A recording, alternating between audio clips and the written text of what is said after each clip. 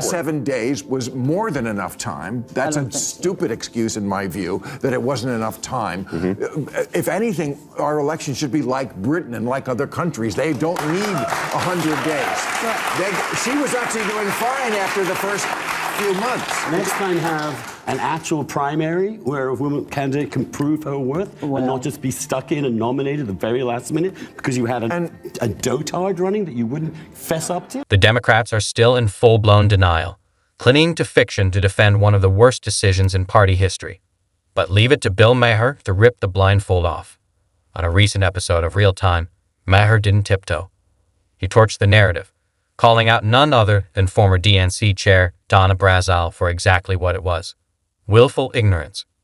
While she played dodgeball with the truth, Maher dropped the hammer. No spin, no filters, just facts. Welcome to the channel where we break down the biggest political firestorms without flinching. Hit that subscribe button so you never miss the moments that shake up the narrative. And now, let's dive in. Are we more likely to see a conservative female president before a liberal one? Oh, that's an interesting question. Okay. I think we'll see a Democratic. We've had three. We've had Geraldine Ferraro as a nominee, Hillary Clinton as a nominee, Kamala Harris as a nominee. We will have a Democratic female president in my lifetime. I say. And the asteroid will not hit her. She will deflect it, and with her superpowers, things will be okay. Okay. Can I make one suggestion? What? Not a vice president named Tim.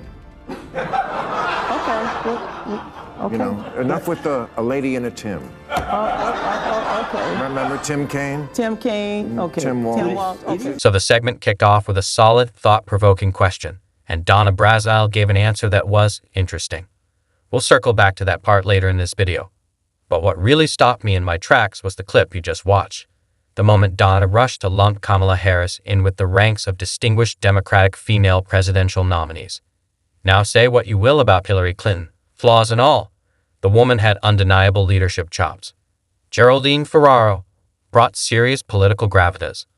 But Kamala Harris, that comparison doesn't just feel off.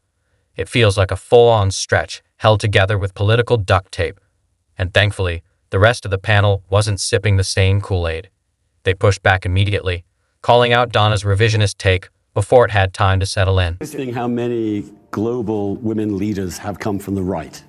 I mean, Britain's now had 3 conservative female prime ministers before it had a single Labour one. The current conservative leader is a young black woman called Kemi Badenoch. Right. Now, that's pretty amazing, I think. And it's lovely that no one really makes a big deal out of it. Well, Either we look at Merkel as a Christian Democrat, Indira Gandhi, Maher, these are hard-ass women. Hard-ass women. And there's something about that Iron Lady kind of, I'm going to go to war with the whole feminine shtick that's kind of really potent in the human psyche. Well, I think people think that a woman leader has to kind of overcompensate a little towards strength, and people are drawn to strength. Andrew Sullivan and Bill Maher didn't waste a second. They dismantled Donna Brazile's defense of Kamala Harris with sharp observations and, more importantly, hard facts. But this goes beyond a single debate or even American politics. All over the world, there's a visible shift happening. People are turning away from liberalism and leaning into conservatism, not out of nostalgia, but because of real concerns. Economic instability, eroding cultural values, weak leadership. These are the fault lines driving that change. Right-leaning parties are gaining traction across Europe, South America, even parts of Asia. But let's make one thing very clear. That global trend isn't why Kamala Harris failed to resonate with voters. Her loss? It runs much deeper than political ideology. And in just a moment, we're going to break down exactly why her collapse wasn't about conservatism winning. It was about Kamala losing. Next time have an actual primary where a woman candidate can prove her worth and not just be stuck in and nominated at the very last minute because you had a dotard running that you wouldn't fess up to? Well, first of all, isn't the DNC responsible for that? That's not fair. First of all, we had a primary. I don't know, but it doesn't sound Joe and Kamala did win enough delegates. 14 million people participated in it, and we should not disenfranchise those Americans. I wouldn't exactly use the word doom to describe Kamala Harris. But let's not sugarcoat it. Her behavior on the campaign trail and in the White House left a lot to be desired. there was the awkward, inexplicable laughter, at times when no one was laughing. She dodged serious questions with meandering, vague answers and dropped more word salads than actual policy clarity. Instead of projecting strength or competence, she often seemed unprepared, even confused by her own talking points. And that's not just a bad look. It's a credibility crisis for someone one heartbeat away from the presidency. But here's where the denial sets in. The Democrats refused to admit Kamala Harris was a weak candidate. Instead, they cling to excuses like she only had 107 days to campaign, as if that magically absolves her failure to connect. But let's be honest, this wasn't a time problem. It was a candidate problem. Because when she did speak, what came out was often muddled, uninspiring, and incoherent. And that's exactly where Bill Maher stepped in. Not with spin, not with excuses, but with the kind of brutal honesty the left desperately needs and constantly resists. So many wrong things said here by everybody. I'd like to correct some of them. She's not a dotard. Shirley Chisholm didn't get anywhere. That's to our point. No, it takes a different kind. It lays some groundwork for others later. 107 days was more than enough time. That's a stupid excuse, in my view, that it wasn't enough time.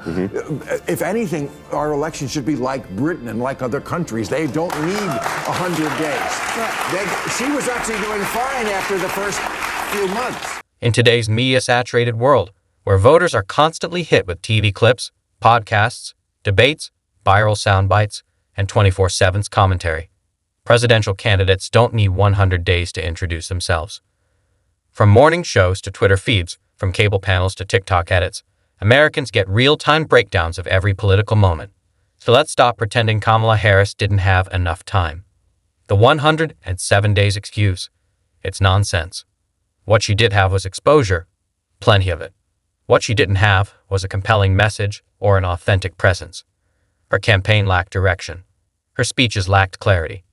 And her public persona often felt forced, awkward, and painfully over-rehearsed. At the end of the day, it wasn't about time. It was about substance. And unfortunately for Harris and for the Democrats, there just wasn't much to offer. After winning 81 million votes, Donald Trump never conceded the election. Correct. Okay? He continued to lie. He continued to fabricate. Kamala Harris and Joe Biden won the hearts and minds of the American people, as well as the Electoral College, yet they were never given a mandate to do anything. Wait, what? Are we talking about Donald Trump or Kamala Harris? Because somehow, in the middle of dissecting Kamala's failures as a candidate, we've suddenly detoured into a rerun of Trump's refusal to accept the 2020 election. It's the oldest play in the book. When the argument's collapsing, invoke Trump. It's a Hail Mary distraction. A pivot, a deflection, a desperate attempt to change the subject. Why? Because they can't defend Harris on her own merits. So they drag out the boogeyman. Classic move. But nice try. Let's not get sidetracked. Roll the clip. Let's keep this train on track. Kamala Harris had to step up. Now, what other Democrat could have stepped up in that period of time? We're not arguing about that. All right. We're arguing the campaign What? she ran. They asked her what she would do differently. She said, I can't think of anything. That's terrible. How do we trust a party that was telling us with a straight face that Joe Biden could be president for 4 more years without any problem whatsoever? That's what the Democrats were telling us. It was a massive lie. We saw through it. Everyone saw through it. Once again, Donna Brazile tried to pull the classic pivot. But this time, Bill Maher wasn't having it. He stopped her cold. The discussion was laser-focused on Kamala Harris' uninspired, ineffective campaign, one that failed to connect with voters or build any real momentum. But instead of owning up to that, Donna tried to rewrite the narrative, suddenly praising Kamala's bravery for stepping up to fill Biden's shoes. Let's be clear, no one was questioning her willingness to serve. The issue was her ability to lead, inspire, and communicate with clarity. Maher saw right through it. He yanked the conversation back to reality, a textbook takedown of political spin in real time. And now, here comes the funniest and most confusing part of the entire exchange. You're not gonna believe what happens next. What does the panel think of Ellen leaving the country? Oh, this I find so fascinating because first Ellen is canceled by the left. I mean, she said I was kicked out of show business. That wasn't from the right. That was because she had a toxic workplace and all the things that the people are. So then Trump gets, so she's canceled by the left in her country, but then she's leaving the country because the right got elected.